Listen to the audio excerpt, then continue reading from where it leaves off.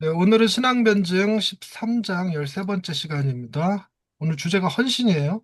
헌신하면 뭐가 문제로 드러날 것 같냐면, 헌신에는 반드시 그런 거죠. 내가 헌신한 만큼의 보상, 개념이 뒤따라요. 그래서 내가 하나님의 일을 하면 하나님이 나의 일을 해주실 것이다라는 믿음. 또 이만큼 하면 하나님이 또 그만큼 혹은 그보다 30배, 60배, 100배 더하여서 내게 해주실 것이다 하는 것.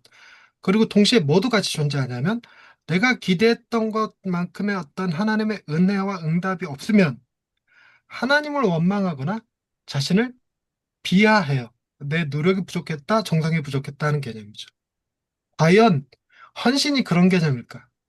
기본적으로 헌신하면 복을 받을 것이다 라는 게 전형적인 어, 행위 구원이죠. 내가 이렇게 했으니까 하나님이 저렇게 하실 거야 라는 행위 구원에 관련된 것입니다. 우리는 은혜 순종의 순서, 은혜가 먼저고 순종은 그 결과로 드러나는 것이다. 이게 복음이고 내가 순종하면 하나님이 은혜 주실 것이다. 이렇게 생각하는 게 전형적인 종교죠. 그러니까 제가 교회를 개척할 때 마인드가 그거였거든. 그 어느 목사님이 그 예언하신다면서 제 딸아이가 아프니까 점전도사가 하나님께 순종하면 하나님께서 네 딸 병 고쳐주실 거야. 이렇게 얘기하셨어요. 근데 고거에 콕 낀 거죠. 그래서 순종한답시고 개척을 한 거예요. 근데 애는 더 나빠졌죠. 그래갖고 제가 굉장히 힘든 시간들을 보냈는데 그게 전형적인 종교죠. 내가 순종하면 하나님께서 내 딸 고쳐주실 거야, 은혜 주실 거야, 뭐 길 열어주실 거야 하는 것들. 그런 것들의 가장 기본 전형이 우리가 하는 습관적 행동 중에 하나 있어요. 혹시 맞춰보실 수 있을까요? 내가 이거 하면 하나님 이거 해주실 거야 라는 우리의 습관적 행위. 헌금하면 헌금도 그 중에 하나죠. 근데 헌금보다 더 자주 하는 거.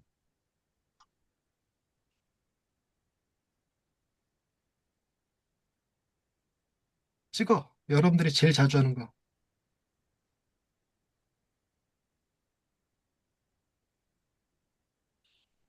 순종. 순종을 해. 위대하신 목사님, 순종하시는 목사님. 순종도 맞겠지만, 구체적 행동, 구체적 행동. 우리의 구체적 행동. 이게 있어요. 전형적인 구체적 행동. 와, 금방 답이 나올 줄 알았는데 안 나와서 당황스럽다, 이거. 어, 구체적인 행동. 기도. 기도. 항상 기도하면 응답하신다. 이게 전형적인 이거 하면 이거 해주신다.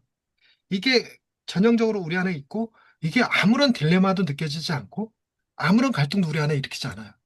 그리고 이게 진리같이 느껴져. 기도하면 하나님 이거 해주신다. 이렇게. 기도 안 하면 안 해주실 것 같은 느낌. 이 단어가 기도라는 말 자리에 오늘 주제가 헌신이라는 말이 들어간 건데 같은 맥락이 결국 같은 맥락. 그래서 40일 금식 기도도 마찬가지고 뭐 세일의 새벽 기도도 마찬가지고 뭐 이런 것들 전부 다 수능 기도해도 마찬가지고 내가 이거 하면 하나님 이거 해주실 거야. 이렇게. 그래서 오늘 뭐죠? 목사님들 모임이 있었는데 목사님들 중에 한 분이 아들이 대학 그 수능 시험을 봤대요. 근데 데려다 주고 오느라고 수능 기도회를 교회에서 하고 있는데 그 차가 막혀서 늦었대요. 그래서 2교시 시작할 때 수능 기도에 들어가셨대. 그래갖고 자기 아이가 1교시 시험을 망쳤대.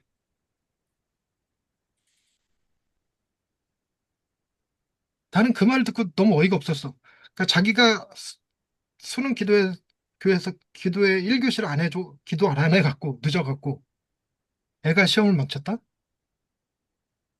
이게 성립되나? 아니 진짜 그런 믿음이 있었으면 내려주고 오는 차 안에서는 왜 기도 못해? 이런 게 나는 걸려요 마음에. 근데 뭐라고 하진 않았어. 하진 않고 아 그랬군요. 그러고 말았는데 아유 안타까워라 뭐 이런 정도 그 분위기가 그러니까 그렇게 했는데 뭐 대부분 그냥 마인드가 다 이렇게 기본적인 마인드가 있죠. 그 대표적인 예가 성경에 나오는 인물이 뭐죠? 엘리야는 우리와 성정이 같은 사람이로되 그가 기도한즉 비가 안 오고 그가 다시 기도한즉 비가 오더라. 자, 그러면 기도가 원인이고 비 안 오고 오고가 결과입니까? 만약에 엘리야가 기도 안 했더라면 비가 왔을까요? 그리고 엘리야가 기도 안 했더라면 다시 비가 안 왔을까요? 뭐 이 말이 되게 웃긴 한데 무엇이 먼저였습니까? 비 오고 안 오고 요 결정이 먼저였습니까? 기도가 먼저였습니까? 기도로 하나님의 뜻이 정해진 겁니까? 하나님의 뜻이 정해진 것 가지고 기도한 겁니까? 후자죠. 어, 여야 맞죠. 결과가 먼저예요, 결과가. 그러니까 모세가 홍해를 아니 나일강을 물로 바가지로 떠서 부으니까 피로 변했는데 그 행위가 결과를 만들어낸 겁니까? 아니면 결과가 그 행위를 하게 한 겁니까? 결과.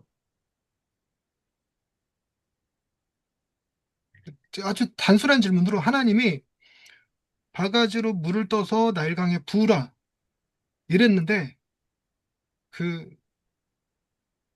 모세가 뭐 뭔가 바로 앞에서 퍼포먼스를 좀 하고 싶어갖고 바가지로 나일강물 내리쳤어. 그럼 나일강물이 피로 변했을까요? 안 변했을까요?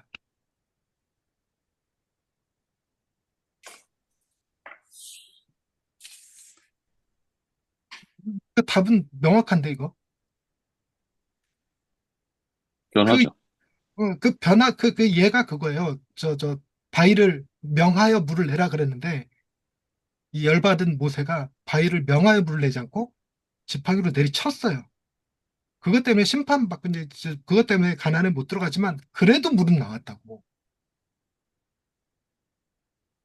그러니까 모세의 행위가 결과를 만들어내는 게 아니라고. 음. 그 개념 이해를 한 상태에서 일단 이거 문구를 한번 보십시다. 자, 류성민 목사님. 네. 13장 하나님께 헌신하면 복 받는 거 아닌가? 마태복음 6장 33절 너희는 먼저 그의 나라와 그의 의를 구하라. 그리하면 이 모든 것을 너희에게 더하시리라. 네, 이 만, 말씀을 묵상해 보십시다. 어, 그의 나라와 그의 의를 구하는 게 뭐냐? 이거는 오늘 다루기에는 주제가 안 맞으니까 이거 그냥 두리뭉술 넘어가고 그리하면이 원인과 결과인가 하는 거야. 그러니까 우리가 먼저 그의 나라와 그의 의를 구하지 않으면 하나님이 이 모든 것을 우리에게 주시지 않을 것이다. 이거 맞아요, 틀려요?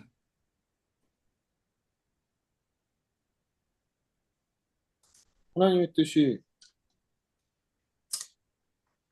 주시는 거면 질문을 이렇게 바꿔보는 거죠. 우리가 기도하고 받은 게 많습니까? 기도 안 하고 받은 게 더 많습니까? 어느 게 더 많은 것 같아요? 여러분이 살면서 지금까지 받은 것들 중에 내가 기도하고 받은 게 많은지, 기도 안 하고 받은 게 많은지. 기도 안 하고 받은 게 많죠. 훨씬 많아. 기도 안 한 게 더 많죠. 훨씬 많다고. 정말 훨씬 네. 많아. 그러니까 내게 필요한 모든 것은 이미 내가 기도를 하든 안 하든 헌신하든 안 하든 하나님이 공중에 나는 새와 들에 핀 백합화를 돌보듯이 돌보고 계셨어요. 무엇을 먹을까, 무엇을 입을까, 무엇을 마실까, 이 모든 것을 하나님이 하나님 당신의 나라와 그의 의를 구하지 않을 때에도 이미 주시고 계신 것들이었어요. 내가 그걸 어릴 때부터 구해서 받은 게 아니라는 거죠. 그래서 이 그리하면이 원인과 결과의 개념이 아니라는 거예요. 일단 기본적으로 그의 나라와 그의 의를 구하는 행위가 뭔지 몰라, 우리는. 그래서 이거 질문하면 그의 나라와 그의 의를 구하라 그러면 하나님의 이름이 하늘에서 거룩히 여긴 것 같이 땅에서도 거룩히 여김을 받으시옵소서 요 정도 수준으로 아는 게 우리의 지식이거든요. 과연 그의 나라와 그의 의를 구하는 행위가 기도일까 순종일까?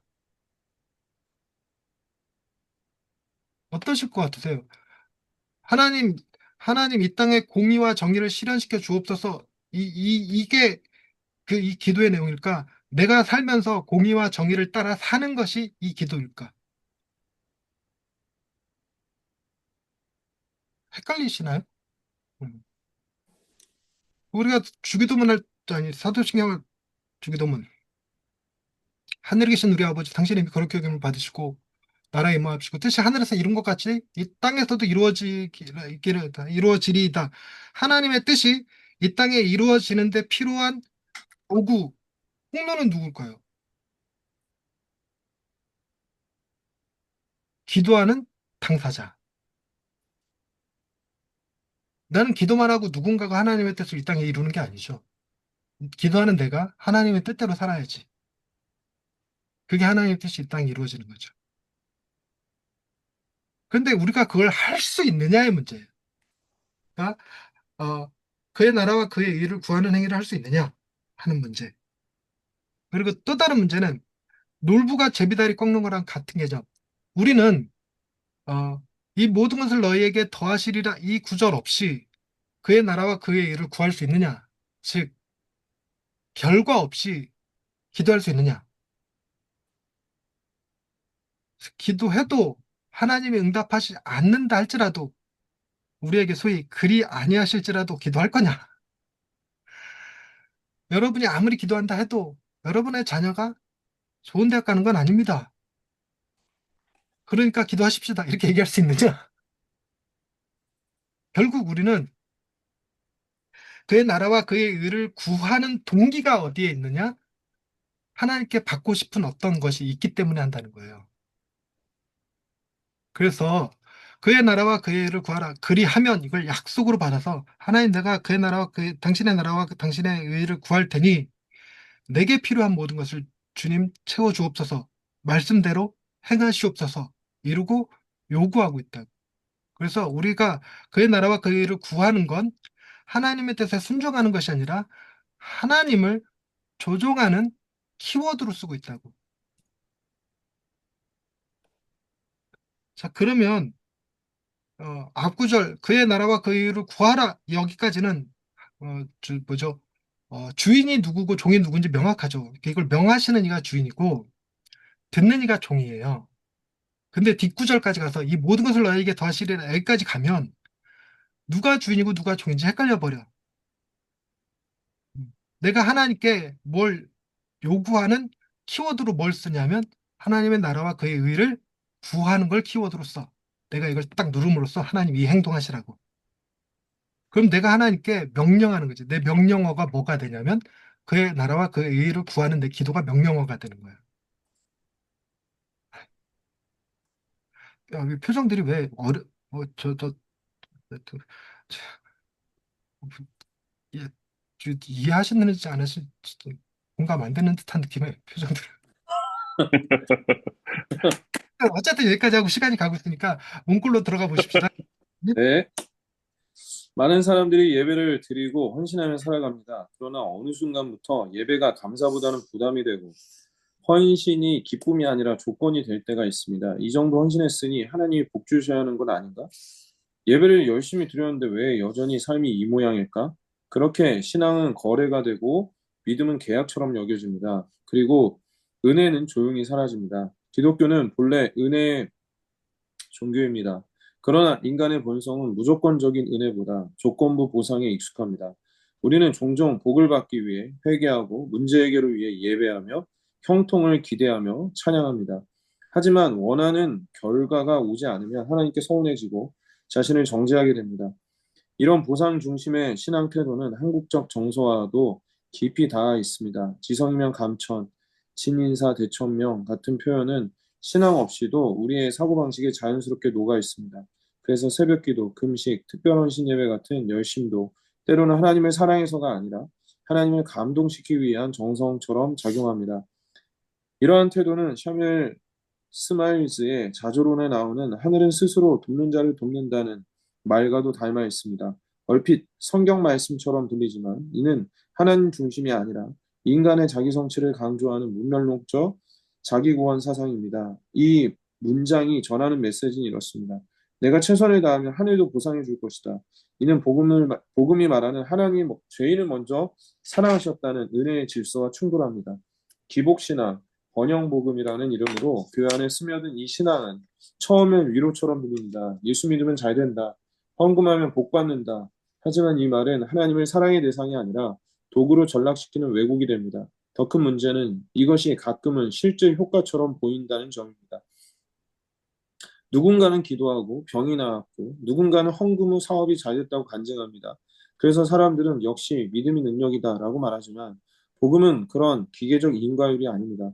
복음은 자격 없는 자에게 찾아온 값없는 사랑입니다. 네, 이를 여기 설, 문화가 이 간증 문화가 굉장히 강하잖아요. 그래서 연예인 간증 집회도 많이 하고 간증 집회를 들어보면 대부분 이렇게 했더니 하나님이 이렇게 해주셨다라는 인과율의 대답이 많이 나와요.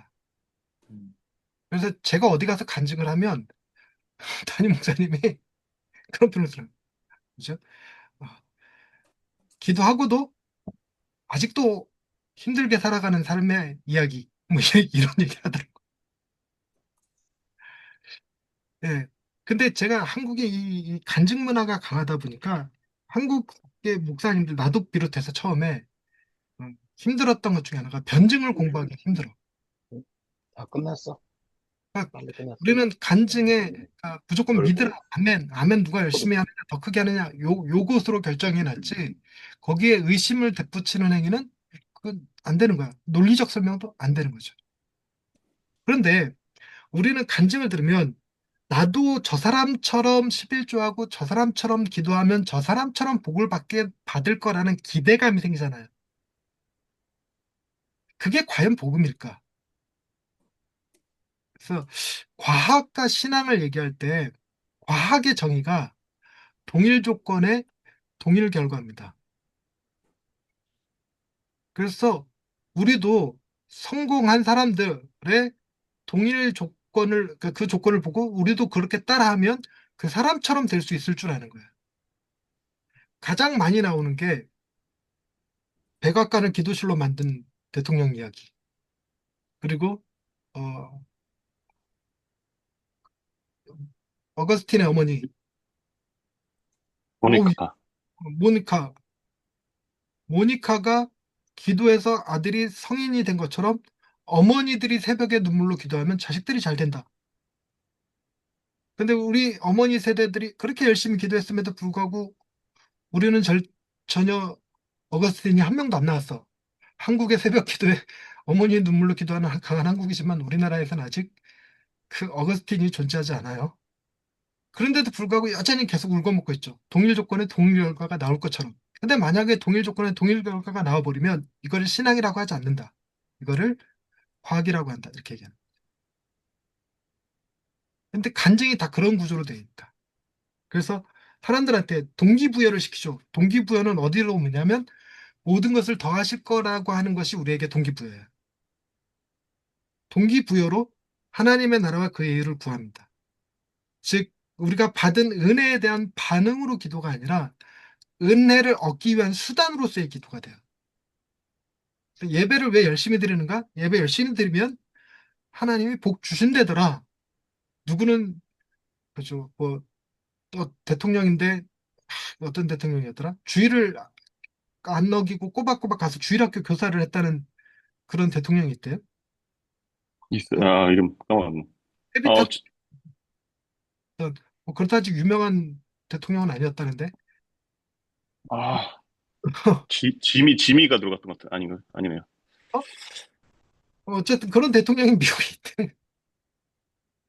은퇴하고도, 이렇게. 어, 그런 것들은 그죠? 그렇게 하면 뭐죠? 우리도 여러분 주일 어겨본 적 있으세요? 어겨본 적 없어. 심지어 부모님 장례가 났을 때도 우리는 주일을 어겨본 적이 없어. 근데 우리 중엔 대통령 된 사람 없잖아. 음. 어찌됐건 우리 간증 문화가 그렇다는 거예요. 이게 그 간증 문화에서 나오는 것들은 우리에게 복음을 주는 게 아닙니다. 자, 더 계속해서 임대호 목사님 이어서 읽어주실래요? 우선 저 애들이 여기 마루 나와 있어가지고 한 타임 다음에 하겠습니다. 네, 이를 신학교. 이를 설명하기 위해 학자들은 화물신앙이라는 비유를 사용합니다. 제2차 세계대전 후 남태평양의 원주민들은 미군이 보급품을 떨어뜨리자 하늘에서 신의 축복이 내려온다고 믿었고, 전쟁이 끝난 뒤에도 나무와 풀로 비행기를 흉내내어 하늘을 향해 화물을 기다렸습니다. 그들이 바랐던 것은 사람이 아니라 결과였습니다. 여러분, 우리는 종종 화물 신앙이라고 들어보셨나? 이거 글 쓰면서 이 자료를 봤는데, 이거 꽤 많이 다른 데서 인용이 됐더라고요. 여기저기서 인용이 됐던데. 음, 그래서 진위 여부를 찾아보니까 또 기록에도 남아 있어서 이게 실제 있었던 일인가 봐요. 그래갖고 이걸 화물신앙이라고 하는 카고 컬트라고 하는 말이 생겼더라고. 2차 대대전 때 비행기에서 보급 떨어지니까 뭐죠? 그 비행기를 만들어서 흉내내면 하늘에서 보급품이 떨어질 줄 알고. 그래서 우리는 그, 그 비행기를 보낸 사람, 비행기를 운전하는 사람을 보지 못하는, 우리는 하나님을 보지 못하고 하나님이 주시는 축복만 바라보는 그런 신앙을 그대로 가지고 있다는 거죠. 이것이 서양에서는 번영신앙이고 한국에서는 기복신앙이라고 부르더라고요. 계속 읽어보십시다. 우리는 종종 하나님보다 하나님이 주시는 것을 더 원합니다. 예배의 감격보다 예배 후의 유익을 기대하고 하나님의 얼굴보다 응답을 추구합니다. 기도는 교제가 아니라 성취 수단이 되고 헌신은 사랑이 아니라 계산이 됩니다. 마치 믿음이라는 활주로만 잘 깔면 하늘에서 복이라는 화물이 떨어질 것이라 믿는 것처럼 말입니다. 그러나 복음은 그렇게 작동하지 않습니다. 하나님 우리가 아직 죄인 되었을 때 아무런 조건 없이 먼저 사랑하셨습니다. 십자가는 거래가 아니라 선물이며 계산이 아니라 헌신이었습니다. 진정한 예배는 계산이 없습니다. 우리 하나님을 찬양하고 헌신하는 이유는 그분이 복을 주셔서가 아니라 이미 그분 자신을 우리에게 주셨기 때문입니다. 예배를 회복한다는 것은 더 많은 일을 하겠다는 결심이 아니라 하나님을 더 깊이 기억하겠다는 고백입니다. 예배 회복은 특별한 이벤트가 아니라 작은 순간 속에서 시작됩니다. 주일 아침 핸드폰을 끄고 하나님 앞에 잠잠해지는 것, 감사할 일이 없어도 십자가를 떠올리며 감사합니다라고 고백하는 것, 원하는 결과가 없어도 그 자리를 떠나지 않고 무릎을 꿇는 것, 그것이 예배를 다시 예배답게 만드는 순간입니다.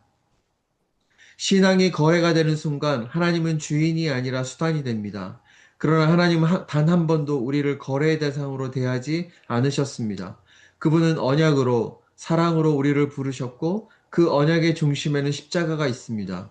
예수님은 자신의 목숨으로 우리를 샀지만 그 값을 우리에게 요구하지 않으셨습니다. 오히려 이렇게 말씀하십니다. 값없이 너희에게 주었다. 너희도 값없이 주라. 예배는 주님의 사랑에 대한 우리의 고백입니다. 헌신은 그 사랑에 반응하는 삶의 방식입니다. 거래가 아닙니다. 계산도 아닙니다. 기독교는 처음부터 그렇게 시작되지 않았습니다. 그래서 우리는 다시 복음의 자리에서 고백합니다. 주님, 제가 드리는 이 예배와 헌신이 거래가 아니라 사랑에 대한 감사이기를 원합니다. 네. 그러니까 우리가 은혜의 세 가지 조건 기억하십니까? 세 가지가 없다. 뭐뭐 없다? 가격 조건 대가. 네, 자격 조건 대가가 없는 거예요. 자격 조건 대가가 없는 거. 그래서 가장 위험한 말이 그런 거예요. 어, 하나님이 당신 아들 십자가에 내어 주실 때 내가 하는 행동을 보면 미리 알았다면 안 주셨을 것이다. 내가 너를 위하여 내 아들을 십자가에 못 박은 게 후회가 된다. 이런 말을 할 거라는 설교를 들은 적이 있어요. 그때 막 저 울면서 회개했거든. 아, 마치 뭐가 같냐면 널 낳기 위해 널 낳고 엄마가 미역국 먹었어? 이런 거. 너를 위해서 미역국 먹었다고? 뭐 이런 표현 쓰는 것처럼 그 만드는 거. 그래서 우리는 은혜라는 것이 결코 우리의 자격이나 조건에 있지 않고 우리의 그 행동, 은혜 받은 자의 대가, 하나님이 이렇게 하면 이렇게 할 거라는 대가에 의해서 주어진 게 아니라는 거를 말하면서도 은혜를 받기 위해선 예배해야 되고 기도해야 되고 오늘의 주제는 헌신해야 된다는 거죠. 자, 그렇지 않다는 거. 근데 이 질문의 핵심은 그런 겁니다. 난 헌신하지 못하고 있는 것 같은데 여건적으로 헌신할 여건도 못 되고 즉 교회에서 무슨 직분을 맡기도 힘들고 삶에 시달리고 이런 사람들이 내가 헌신하지 못하니까 복 받지 못하나? 이런 두려움에 사로잡힌 사람들 혹은 헌신 열심히 하면서 하나님께 복을 받을 거라고 기대하는 사람이거나 하나님께 내가 복을 받은 것이 내가 헌신했기 때문이다라고 얘기하는 거. 이런 이유는 정말 많거든요. 그러니까 저 목사님들 중에서도 우리 아들이 지금 어느 직장 다니고 있고 우리 딸이 어디서 무슨 박사학위를 하고 있고 내가 하나님에서 열심히 살았더니 하나님이 우리 아들 다 책임져 주시더라. 그러면 그건 은혜가 아니에요. 내가 앞에 조건을 붙인 거죠. 내가 헌신했으니까 이렇게. 그 우리는 하나님의 은혜를 은혜로 만들지 못하고 값싼 거래로 만들어 버리는 거죠. 어. 그러니까 여러분이 헌신하지 않는다 할지라도 하나님의 복이 변하지는 않습니다. 하나님은 여러분을 하늘의 새와 공중의 새와 드레핀 백합화보다 더 아끼고 사랑하십니다. 그래서 우리가 죄인 되었을 때, 연약할 때, 원수 되었을 때 하나님 당신의 아들의 생명을 우리에게 주신 분이십니다. 뭐 이렇게 하는 거죠. 헌신은 복받기 위한 것이 아니라 헌신할 수 있다는 것 자체가 그것 자체가 은혜의 은혜. 누가 헌신할 수 있는가? 은혜가 있는 자만이 헌신할 수 있는 거죠. 그래서 제가 헌신 안 해도 하나님이 내년에 복을 주실까요? 그럴 리가 있겠습니까? 이렇게 말하고 싶잖아, 우리. 네가 헌신 안 하는데 하나님이 복을 줘. 복 받고 싶어? 그럼 11조 철저히 하고 모임에 빠지지 말고 말이야 좀. 교회 청소도 좀 하고 차량 봉사도 좀 하고 말이지. 이렇게 말하고 싶어요. 이거 아닐지라도 요거 아닐지라도 우리는 이제 배웠으니까 아닐지라도 우리는 뭔 하냐면 헌신하는 교인들한테 뭐라고 얘기하냐면 하나님께서 채워주시고 갚아주실 겁니다. 하나님께서 복 주실 겁니다. 이런 말은 너무 자연스럽게 해요. 이걸 소위 우리가 위로와 축복이라는 언딩으로. 근데 이거 안 하면 뭔가 뭐죠? 목사로서의 직무를 감당하지 않고 있는 듯한 느낌마저 들고. 근데 이게 결국은 복음이 아니라는 거예요. 그래서 이건 결국 하나님을 원망하게 만들거나 아니면 자기 자신의 헌신이 없음을, 죄책감을 느끼게 만들거나 이렇게 아니면 교만하게 만드는 거죠. 내가 하나님께 은혜 받는 비결을 알아. 뭐 이런 것처럼. 자, 임대호 목사님 이어서 네. 읽어주세요. 많은 분들이 이렇게 생각하십니다. 내가 예배도 드리고 헌신도 했으니 하나님이 복 주셔야 하는 게 아닌가. 그러나 신앙이 거래가 되고 믿음이 계약처럼 여겨지는 순간 은혜는 사라집니다. 성경은 너희는 먼저 그의 나라와 그의 의를 구하라. 그리하면 이 모든 것을 너희에게 더하시리라. 고 말씀하십니다.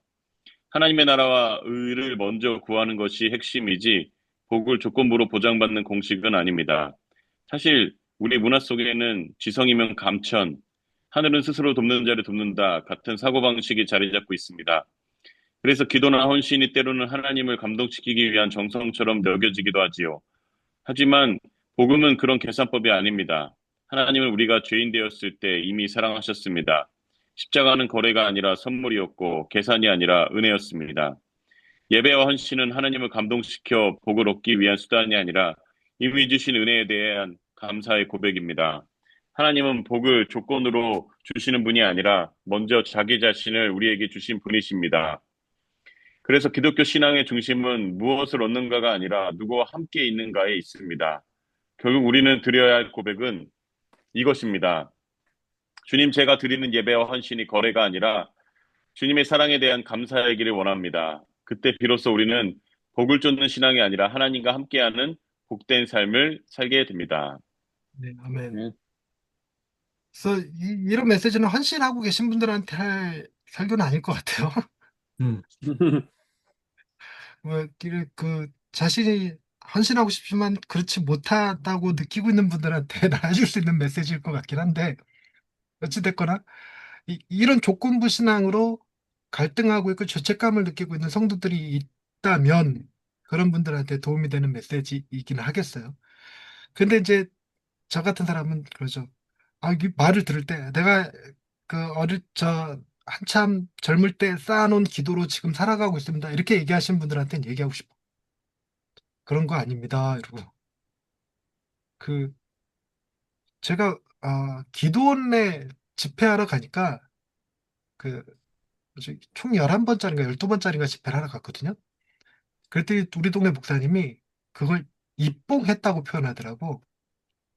드디어 전 목사 입봉하네. 이러더라고요. 그러면서, 아, 전 목사 어머님이 기도를 많이 하셨나 보네. 이러는 거예요. 그래서 저희 어머니 치매신데요. 그러면 아우, 그럼 아내가 기도했겠지. 저희 아내 기도 안 하는데요. 그때 그 목사님 말, 내가 기도했다, 내가. 그러니까 우리는 은혜로, 그저 은혜로, 내가 한 것 아무것도 없이 은혜로 받는 걸 잘 못하더라고. 음. 과연 내가 기도해서 모든 것이 기도해서 받은 게 아니잖아요. 내가 구하든 알고 구하든 모르고 구하든 내가 구하지 않은 것까지 하나님이 다 주시옵소서 이러면 구한 거야 그게. 네. 그리고 야베스 신앙 같은 이렇게 야베스의 기도가 우리나라 베스트셀러가 됐을 땐 그게 더 심했죠. 저도 했으니까 거울 옆에다가 복의 목록 쭉 적어놓고 매일 주문해오듯이 그걸 읽었던 저 100일 넘게 그 짓 했어요. 네, 이루어진 거 없어. 아, 이루어진 거 하나쯤은 있겠다 싶은데 제가 목사님들 앞에서 강의할 수 있는 거 그때 그 복의 목록 중에 그게 없었는데 저는 목사님들 앞에서 강의한다는 그 개념 자체가 머릿속에 없었기 때문에 그 목록에 없었던 것 같아요. 그럼 가만히 있어 보자. 내가 기도 안 한 걸 주셨네? 그럼 기도하면 응답받는다가 아니잖아. 기도, 하나님이 필요한 건 주신다 아니야? 은혜가 되기 위해선 내 수고와 헌신이 조건처럼 붙으면 안 되죠. 자, 음, 하나님께 헌신하면 복 받는 거 아닌가? 또 하나님께 헌신하는 사람이 있고 헌신하지 않는 사람이 있어. 하나님 누구한테 복 주실까? 몰라요. 아니, 모르는 거 아니잖아. 그걸 또 몰라. 헌신하는 사람이 복 주겠지. 근데 미국의 어느 목사님이 그 어, 중학교, 고등학교에서 채플 예배를 드리는데 거기에 이제 그 미국 역사의 위대한 신앙의 위인들을 몇 명 쭉 나열하더니 그런 사람들의 역할을 대신할 학생들을 뽑았어요. 그래갖고 강대상에 쭉 세웠어. 그리고 그 미국 역사에 좀 해악을 끼쳤던 지금 나쁜 사람들 명단을 쭉 부르더니 그걸 대표할 사람들을 그걸 이렇게 대신할 사람들을 학생들 세웠고 단상 밑에다가 세웠어요. 그리고 한 명의 여학생을 딱 뽑더니 네가 예수야. 네가 예수야. 자, 저 두 그룹 중에 어디 옆에 가서 쓸래? 이랬어요. 그 여학생 어디 가서 섰을 것 같아? 밑에 단상 밑에. 여러분들이라면 어떻게 해요? 여러분들이 예수님이라면 단상 위에 서시겠습니까? 단상 밑에 서시겠습니까? 난 내가 예수라고 상상해도 당연히 밑에 쓸 것 같은 거야. 근데 우리가 있고 싶은 자리는 예수님 옆자리가 아니에요. 단상 위지.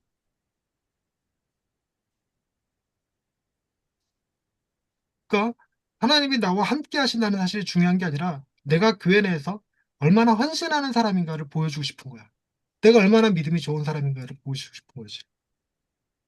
내가 얼마나 구원받기에 합당한 사람인지를 보여주고 싶은 거지. 그러니까 우리가 예수가 아니더라도 여러분들은 그런 자리가 있으면 단상 위에가 여러분의 자리입니까? 단상 밑에가 여러분의 자리입니까?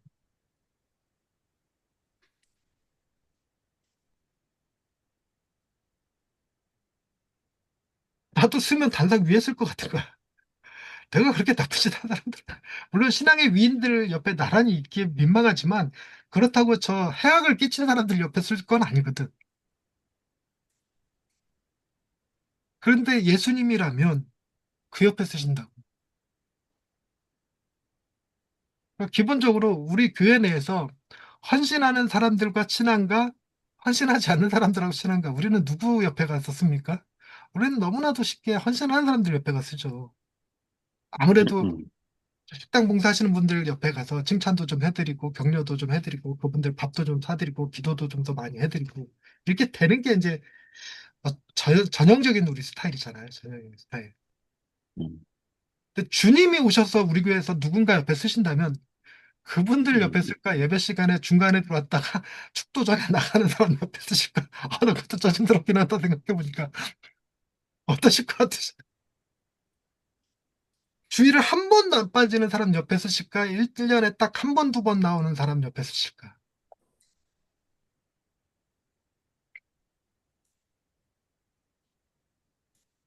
그런 거 상상하면 우리의 설교는 왠지 하나님이 누구한테 복 주시고 누구랑 함께 하실 거라 생각하냐면 신앙의 위인들에게 복 주시고 그들과 함께 해주실 것 같이 얘기하고 뭐 헌신하는 사람들, 예배 빠지지 않는 사람들, 뭐 이 설교 시간에 경청하는 사람들.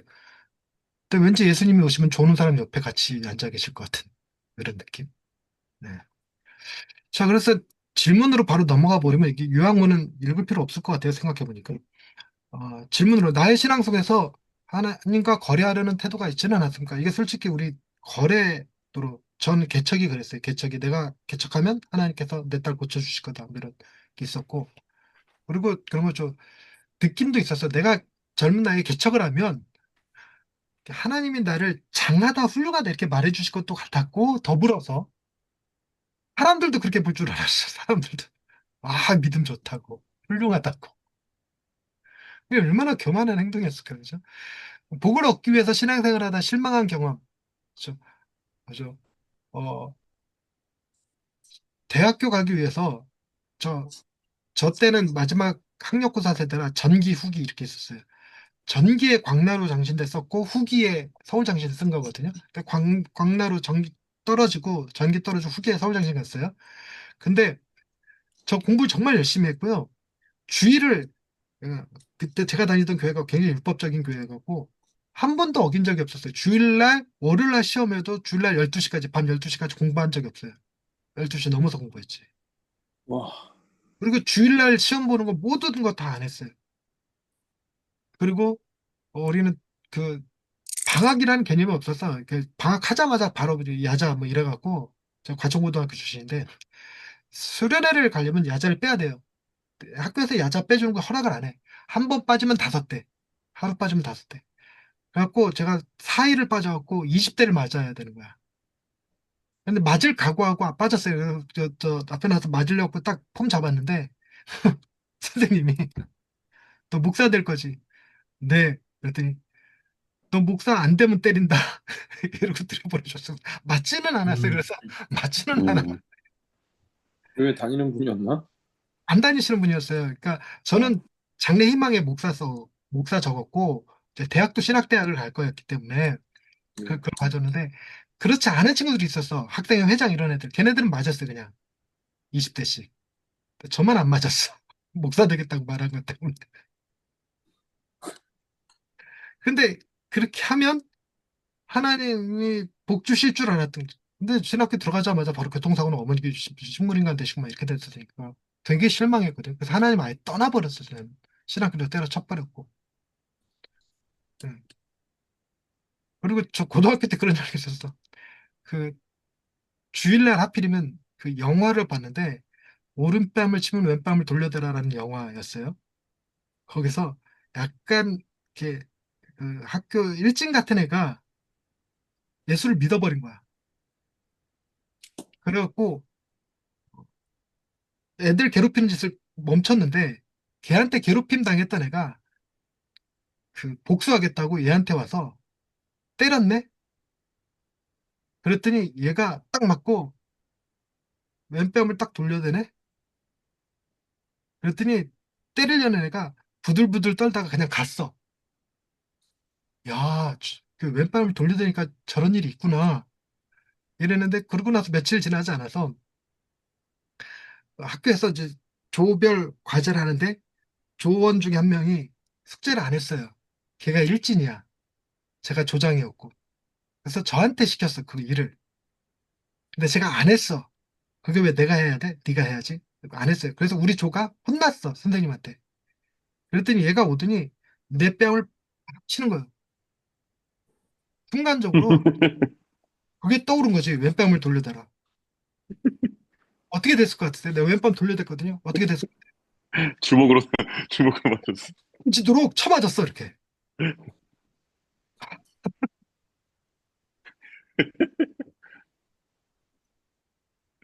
그럼 그게 된 게 아니더라고, 그렇게. 그리고 세 번째, 예배 드리기 전 하나님께 감사한 일 먼저 떠올린다면 오늘 감사 기도는 무엇일까요? 내가 은혜 받기 위해서 예배하는 게 아니라 내가 받은 은혜 때문에 감사 제사를 드린다고 생각한다면 예배 시작 전에 내가 드릴 감사의 제목은 뭐냐? 오늘 무엇을 가지고 하나님께 예배할 거냐? 이런 질문이에요. 이런 걸 이렇게 교인들과 함께 나눴으면 좋겠습니다.